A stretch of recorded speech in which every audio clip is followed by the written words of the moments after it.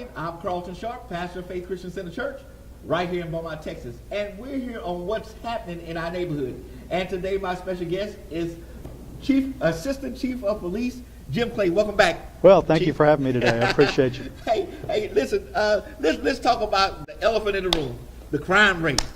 Well, you know, there's a lot of talk lately about violent crime, especially here in the city of Beaumont. And, you know, this is something that it's in the news all the time. We're on a 24-hour news cycle. There's nothing that happens that you don't know about it. Everything's posted on Facebook the minute it happens. Yeah. And again, if you're the victim, it's the most important thing that's happened to you, and we understand that, and we realize that.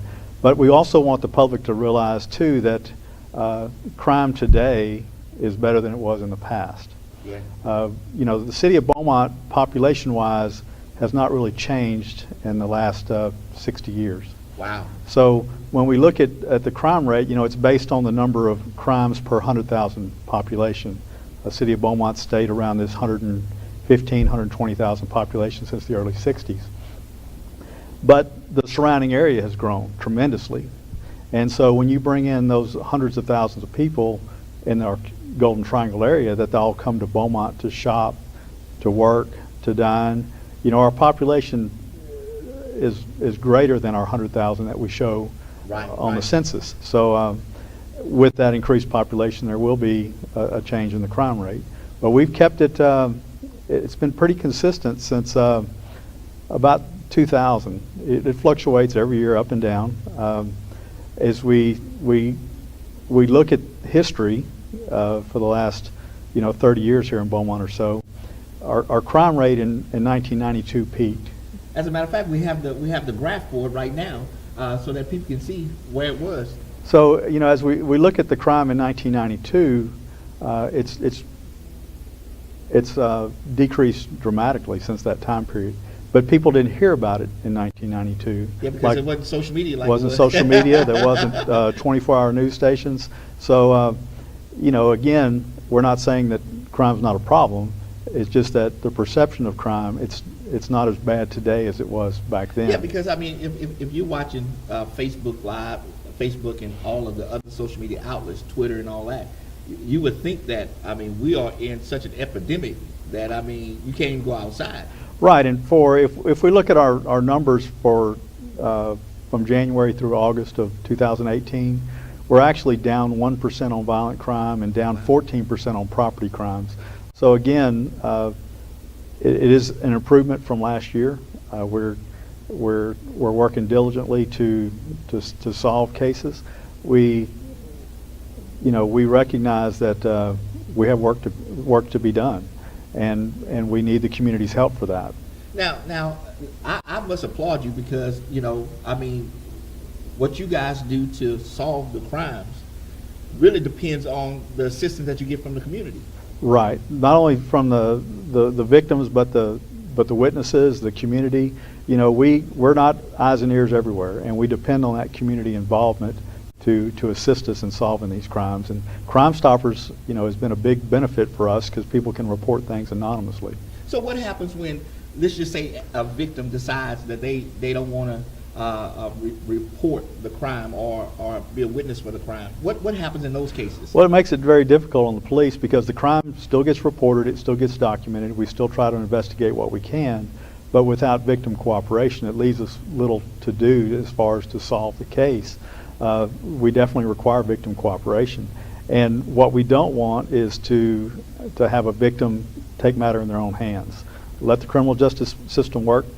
We know it's not perfect, but we have a process in place, and we need to give it the benefit of the doubt.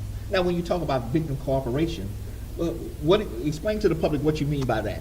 Well, there's times where someone's seriously injured, being assaulted, and the police arrive, and they don't want to tell us what happened. They don't want to file charges. You know, we even had one incident where the person wanted to speak to their lawyer instead of speaking to the police. Wow. So we understand that on occasion, people that may be a victim of crime may be involved in criminal activity themselves, but that's not our priority. Our focus is taking care of that victim, Right. trying to solve that particular crime, anything that they've been involved in is secondary at that time. Wow, wow.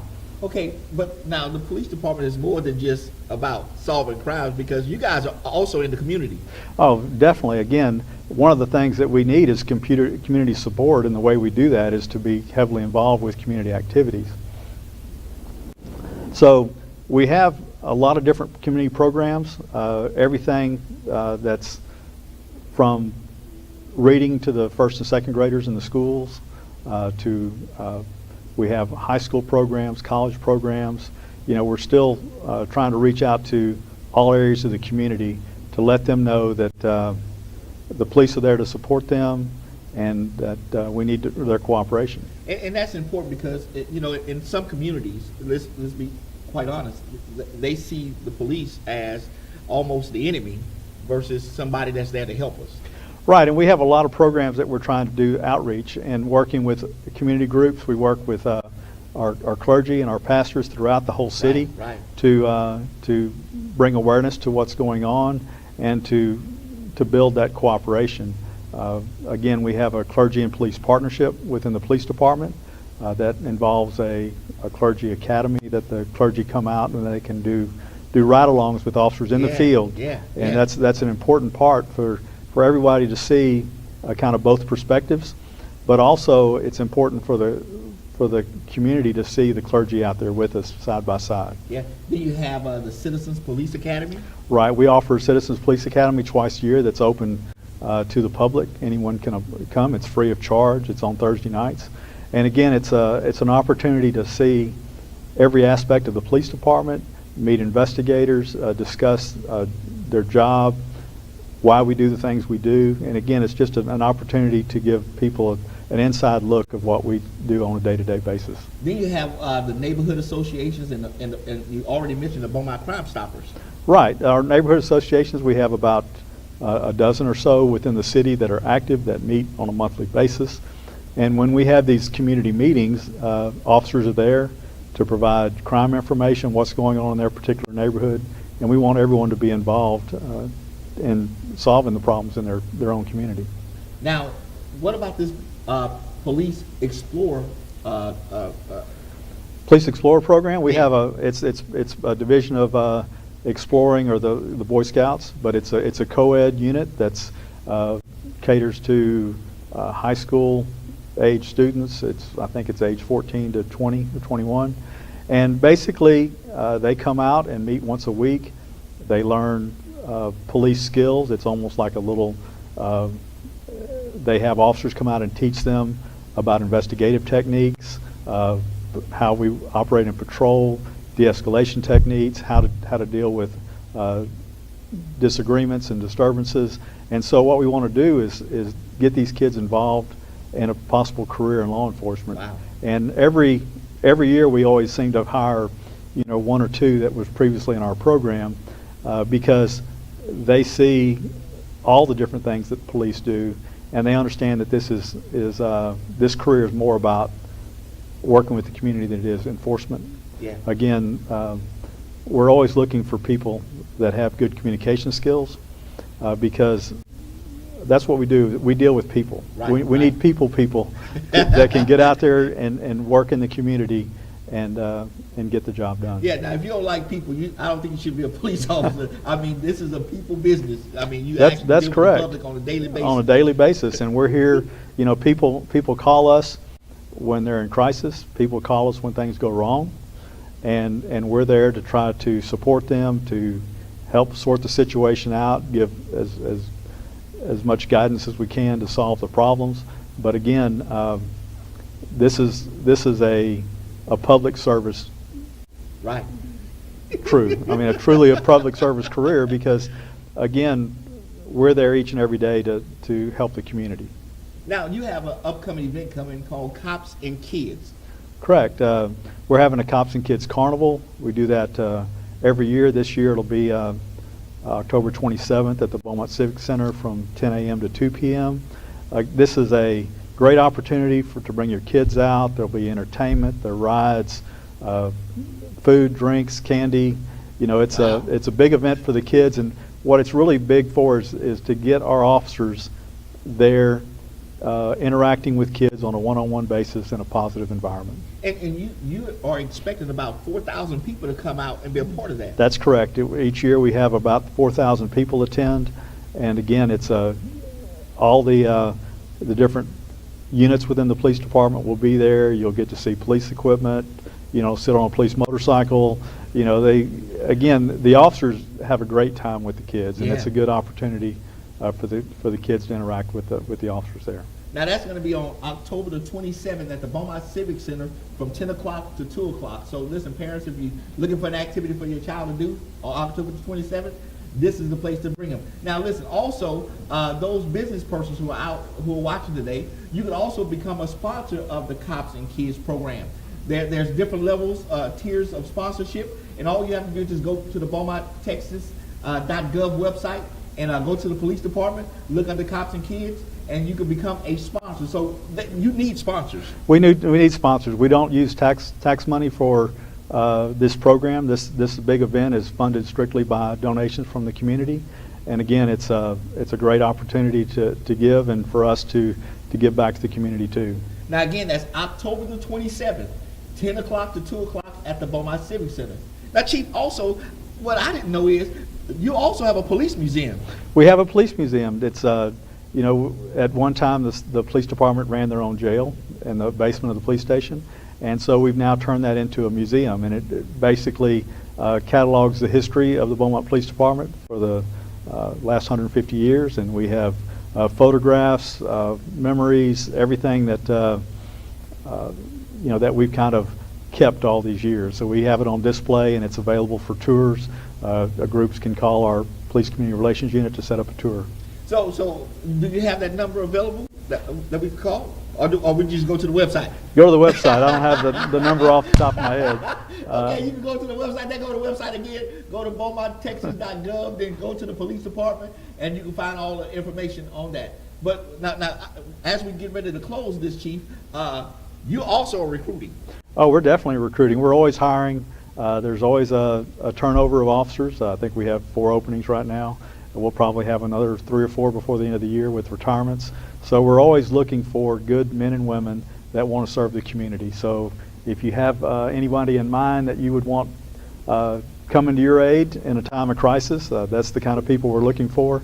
And you can go to our recruiting page on the Beaumont Police Department through the City of Beaumont website, and it outlines the entire process from the application to the requirements to the testing. Yeah, so I mean, it's very simple. Just if you go to the website, and you'll see all the information about how you apply to become a Beaumont police officer. And I mean, it's a great career. I've been here 34 years. 34. 34 years. So you might be getting ready to retire too. So they might need a new assistant chief real soon. Well, not going to say what I started making when I came to work here, but the starting salary today is over $58,000 a year. Really? So it's a good paying job, excellent benefits, great retirement, and you don't get that just anywhere. Hold up, Chief. Hold up. I mean, the starting salary is $58,000. That's correct. Wow. So if you want to get out and do something different each and every day, this is a great career. I know I started out in an office job before I came to the police department, and I said, that's not for me. I like to be with people each and every day, and I like a challenge each and every day, and this has been a great career for me. Now, of course, you have to fill out the application. I'm going to tell you what the process is because I'm looking at it right now. There's a job-related abilities test, so you have to take a test. You're going to have a background test, right? Background check, that's correct. Yeah, they're going to check your background. That's correct. So, and while we're talking about that, this is why the young people who may be watching, if you have a desire to be in the police department, you might want to keep your record clean. That's correct. I think, what happens so many times is you have to be 21 to be a police officer. So in those years leading up to that, people make poor choices sometimes, and that does affect their career. Most times, we can overcome that. We do have some time limits for things, activity, drug use and things. After a period of time, you can be eligible again, but there may be a period of time where you may have to wait. But the thing is when you're looking at a career, again, this isn't something that you do for a year or two. This is not something that you do for a job. you know, this isn't about a paycheck. This is about public service and serving your community, and we want people that are dedicated to that. Now, we're not just talking about speeding tickets, we're talking about background. No, we're talking about felony arrest, drug use, some things that may prohibit you from coming to work. A lot of those things prohibit you from being licensed by the state. So it's not just our requirements, because you become licensed by the state and you can go to work anywhere in Texas. But what we really need to look at is you know, getting people to apply, going through the process. I'll tell you, we'll have 200 applications for these 6 or 7 positions. But in reality, by the time people either don't show up for testing, don't pass the testing, don't pass the background, we may only interview 15 people. Wow, out of the 200? Yeah, so again, we want the best, and we're looking for the best. And we know there's a lot of qualified people out here that may not have thought about this as a career, but it's a great career opportunity. We have a lot of community support here in Beaumont, and we're going to continue to work on that. Well, listen, I want to thank you. So again, there's the information on the bottom of the screen that just left off, but it's going to come right back. If you go to Beaumont-Texas.gov, then go to the police department, you'll find all the information about all the programs that are happening over at the police department. And listen, as the chief said, our crime rate, you know, has basically stayed the same over the years. Of course, in '92 it peaked, but now it's at a level. But because of our social media, it seems as if there's more crime than ever before. Yes, if you are a victim, yes, that you know it personally. But the police department still needs your assistance. They need your help in solving the different crimes that happen in our community. So I mean, if you have information, you can even go to the website and report it online.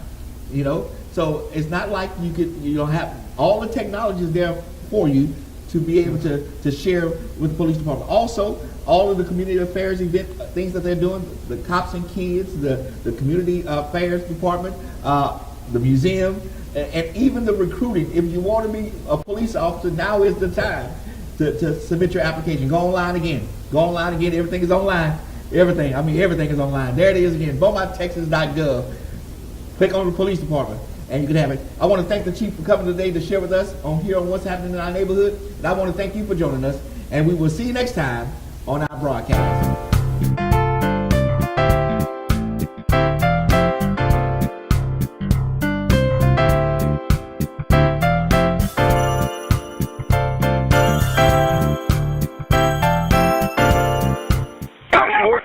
Got fired.